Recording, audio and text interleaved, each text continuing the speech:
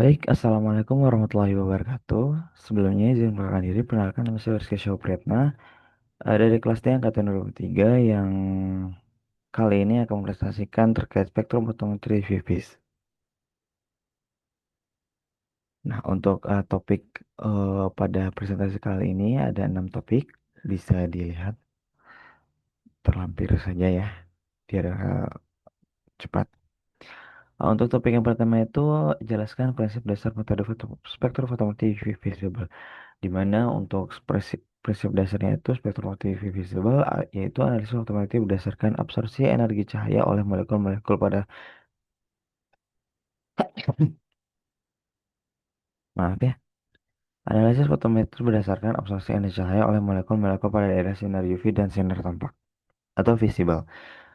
Grafik hasil pengukuran molekul dengan spektrometri visible disebut spektrum UV visible atau kurva absorpsi radiasi UV visible. Nah, untuk spektrum UV visible itu merupakan spektrum hasil absorpsi radiasi UV oleh molekul di mana absorpsi tersebut mengakibatkan terjadinya transisi elektronik atau eksitasi dari tingkat energi dasar ke tingkat energi tereksitasi spektrum elektron atau spektrum elektronik.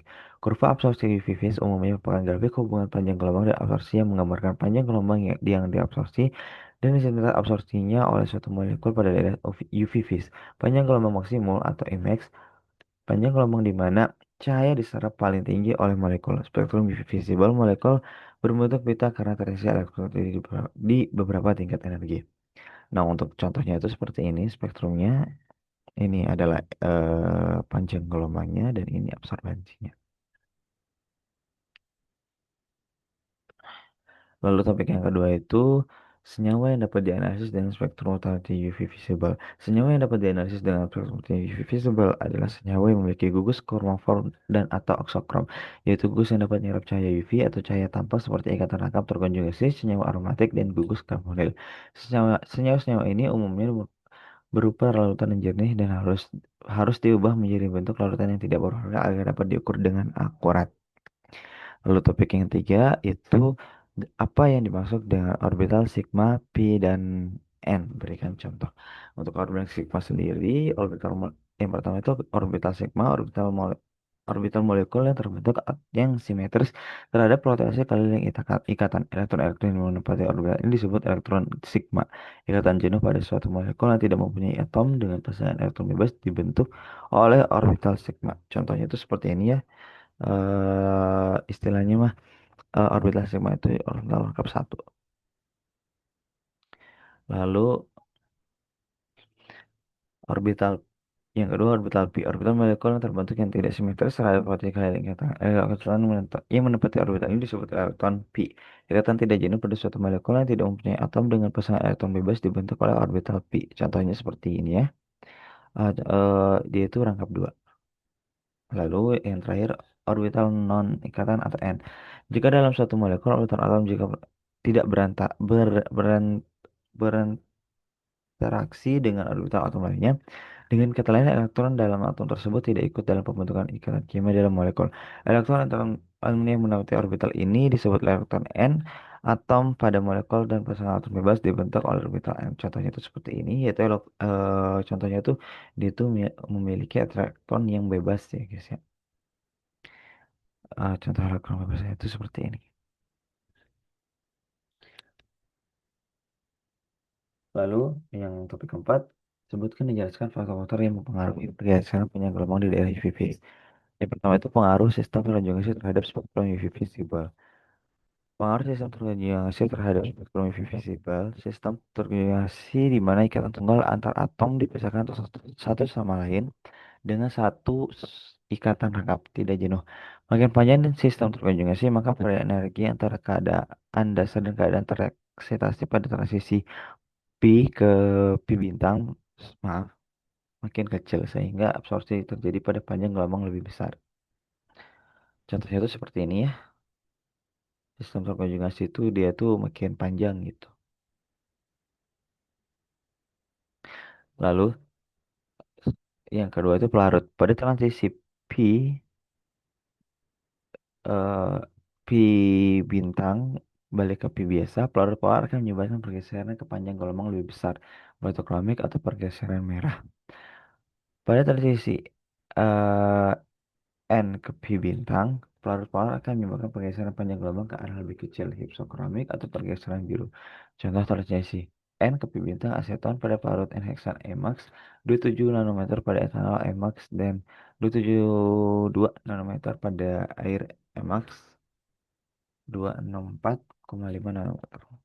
Terus contohnya tuh seperti ini ya, pergeserannya tuh. Lalu yang selanjutnya perpaduan kromofom dan aksokrom, yaitu gus yang mengandung pasangan elektron bebas yang memberikan transisi N ke pi bintang yang bila berkaitan dengan gus kromofom dapat mengakibatkan pergeseran panjang gelombang. Contoh min OH, min O, NH, min NH2 dan min OCH3. Terikatnya gugus absorpsi pada gugus kromofom akan mengakibatkan pergeseran pita absorpsi menuju panjang gelombang yang lebih besar. Pergeseran merah sama dengan pergeseran batu kromik. Di sini peningkatan intensitas efek hiperkromik pengaruh isokron dan efek penggunaan pelarut polar terhadap absorpsi panjang gelombang. Nah, untuk contohnya seperti ini ya. Ini itu kromofom terus ditambah isokron di efek batu kromik. Yang terakhir yaitu lingkungan elektronik. Lingkungan yang berlainan dalam molekul mempengaruhi derajat antar aksi antar orbital. Bila antar aksi orbital bertambah, maka panjang ikatan kimia terbentuk akan berkurang dan perbedaan energi antara orbital molekul ikatan dan anti ikatan bertambah. Yang pada senyawa yang mengandung halogen, semakin elektronegatif halogennya, antar interaksi antara orbital meningkat. Akibatnya perbedaan energi orbital molekul ikatan dan anti ikatan bertambah hypsokromik. Untuk contoh dari lingkungan elektron itu seperti ini.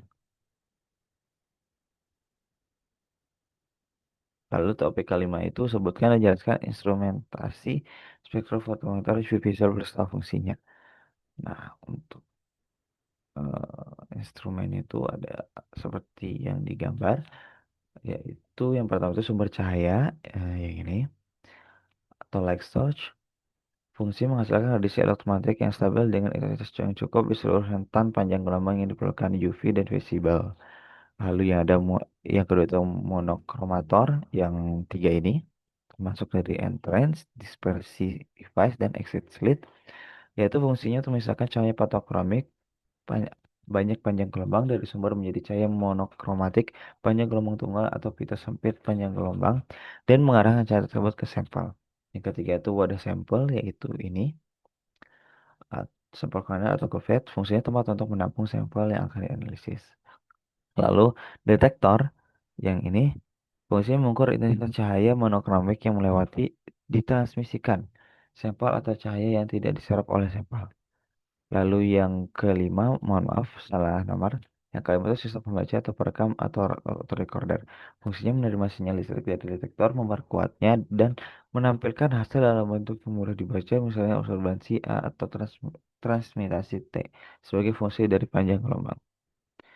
Lalu untuk mekanisme ini secara umum cahaya dari sumber dilewatkan melalui monokromator untuk menghasilkan cahaya monokromatik. Cahaya ini kemudian melalui sampel di dalam kuvert. Detektor mengukur intensitas cahaya sebelum 1O dan sesudah IO dan sesudah I. Melalui sampel perbedaan intensitas ini digunakan untuk menghitung absorbansi A yang berkaitan langsung dengan konsentrasi analit dalam larutan. Sesuai dengan hukum Lambert-Bell A sama dengan eh, nilai absorbitas maksimal BC. Untuk topik keenam itu prinsip dasar analisis kualitatif dan kuantitatif senyawa dengan metode spektrofotometri UV visible. Yang pertama, analisis kualitatif untuk senyawa yang diketahui strukturnya, yaitu analisis kualitatif untuk senyawa yang diketahui strukturnya biasa dilakukan dengan tujuan identifikasi dan mengetahui kemurnian. Yang pertama itu ada prinsip dasarnya dari kualitatif itu uji identifikasi, lalu yang kedua itu uji kemurnian. Untuk deskripsinya terlampir bisa dibaca teman-teman. Lalu untuk yang bagian B itu kualitatif untuk senyawa yang tidak diketahui strukturnya itu atau senyawa baru, interpretasi data hasil spektrum dapat dilakukan sebagai berikut. Jika misalnya memiliki spektrum UV ketika diukur dapat dibuat dugaan bahwa senyawa tersebut memiliki gugus trombofa atau spektrum. Membuat dugaan empiris menggunakan hasil-hasil penelitian tercontoh prediksi gugus fungsi berdasarkan nilai aktivitas molar. Satu spektrum puncak intensitas lemah sedang. Lalu dua spektrum satu puncak dengan intensitas lemah. Lalu untuk prinsip dasar dari analisis kuantitatifnya itu, oh ini masih lanjut ya teman, dari yang itu. Lalu untuk kuantitatifnya itu, analisis kuantitatif pada zat tunggal. A. Dengan cara menghitung kadar menggunakan rumus Lambert-Lamberт. B. Membandingkan serapan pada cuplikan AZ dan serapan pelarutan standar AS yang konsentrasinya diketahui dengan teknik larutan baku tunggal, dan kedua itu kurva kalibrasi. Lalu yang ketujuh itu, atau yang terakhir itu kelebihan dan kekurangan metode spektrum fotometri UV visible ini, yaitu di mana kelebihannya pertama metodenya sensitif dan akurat, yang kedua mudah digunakan. Untuk kekurangan itu yang pertama hanya dapat mengukur senyawa yang memiliki gugus chromophore dan atau spektrum. Dua, cocok untuk sampel dalam keadaan tunggal. Untuk tunggal butuh pemisahan atau dengan teknik khusus. Nah, untuk referensinya itu ada dari PowerPoint Budena. Terlampir ya teman-teman. Oke, terima kasih. Mungkin sekian presentasi yang dapat saya sampaikan pada pertemuan pada kali ini. Wabillahi taufiq wal hidayah. Wassalamualaikum warahmatullahi wabarakatuh. Terima kasih semuanya. Have a good day. Bye bye.